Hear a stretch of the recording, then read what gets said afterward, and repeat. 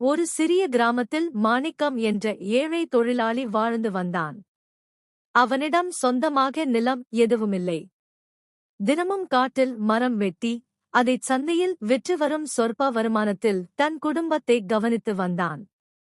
அவன் ஏழையாக இருந்தாலும் மிகுந்த நேர்மையாளன். ஒருநாள் மதியம் மரம் வெட்டி களைத்து போன மாணிக்கம் ஒரு பெரிய ஆலமரத்தடியில் அமர்ந்தான். அப்போது மரத்தின் அடியில் ஒரு பழைய மண்பாண்டம் பாதியாக புதைந்து கிடப்பதைக் கண்டான். ஆர்வத்துடன் அதைத் தோண்டி எடுத்தான். அதற்குள் தங்கக் காசுகள் மின்னின. ஒரு நிமிடம் மாணிக்கத்தின் கண்கள் ஆச்சரியத்தில் விரிந்தன. இந்தக் காசுகள் கிடைத்தால் என் வறுமை நீங்கிவிடும், என் பிள்ளைகள் நன்றாக வாழ்வார்கள் என்று நினைத்தான். ஆனால் அடுத்த கணமே அவன் மனசாட்சி பேசியது. மாணிக்கம், இது உழைப்பால் வந்த பணம் அல்ல, இது யாருக்கோ சொந்தமானது.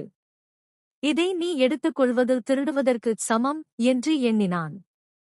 அவன் அந்தக் காசுகளைத் தொடாமல் அப்படியே மூடி வைத்துவிட்டு நேராக அந்த கிராமத்து தலைவரிடம் சென்றான். நடந்தவற்றை விவரமாகக் கூறினான்.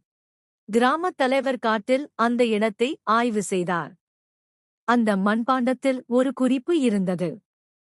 அது பல ஆண்டுகளுக்கு முன்பு அந்த ஊரில் வாழ்ந்த ஒரு செல்வந்தர், யார் ஒருவர் பேராசை இல்லாமல் இதைத் தன்னிடம் ஒப்படைக்கிறாரோ அவருக்கே இந்தச் செல்வம் சேரட்டும் என்று எழுதி வைத்திருந்தது. தலைவர் மாணிக்கத்தின் நேர்மையை பாராட்டி அந்த தங்கக் காசுகள் அனைத்தையும் அவனிடமே ஒப்படைத்தார். மேலும் அவனுக்கு சில ஏக்கர் நிலத்தையும் பரிசாக அளித்தார். மாணிக்கத்தின் ஏழ்மை நீங்கியது. அவன் ஒரு பெரிய விவசாயியாக மாறினான்.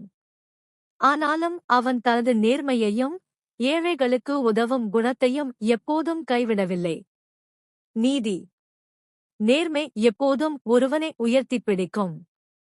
பேராசை இல்லாத மனமே மிகப்பெரிய அதிர்ஷ்டம்.